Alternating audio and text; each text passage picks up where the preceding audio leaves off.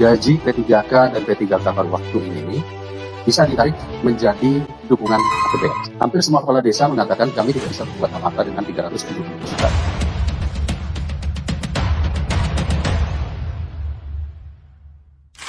Kami juga melihat salah satu beban daerah itu adalah membayar honor ASN P3K. Kemarin kami sudah juga membuat kesimpulan dalam rapat komisi 2, meminta agar P3K dan P3K paruh waktu ini bisa ditarik ke APBN. Karena dulu juga kita membukanya, saya masih ingat, sini ada Ibu Sekjen Kemendikbud, kita mendorong guru dan tenaga pendidikan itu untuk mendapatkan gaji sebetulnya dari pusat, namun dalam pelaksanaan ya di tengah jalan dilarikan kembali ke daerah.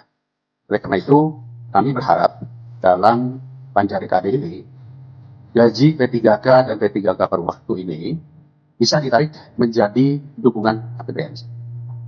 Yang kedua, mungkin juga saya perlu menyampaikan, desa, seorang desa dari 1,3 miliar hanya tinggal 370 juta.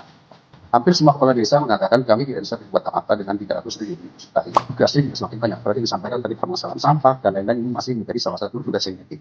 Hampir setiap hari kalau kami turun ke daerah, permasalahan yang pertama selalu disampaikan masyarakat adalah memang betul masalah pelayanan publik, yaitu sampah.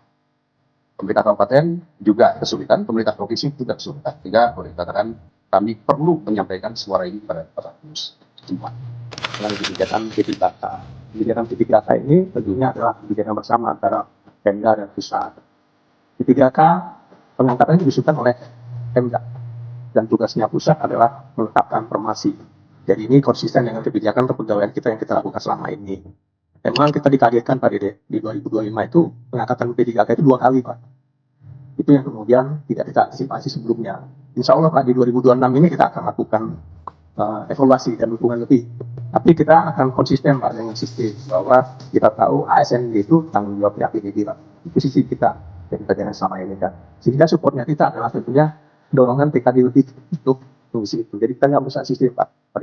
Itu yang harus kita jaga. Sebab ASN pusat tanggung jawab APBN, ASND tanggung jawab APBD. Tetapi kalau dia pensiun, kembali tanggung jawab pusat Pak. Itu yang harus kita jaga sistemnya.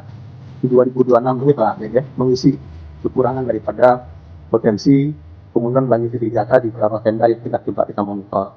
Nah, untuk 2027 ini kita akan awal dirinya dalam DAU 2027 kami akan menentukan awal.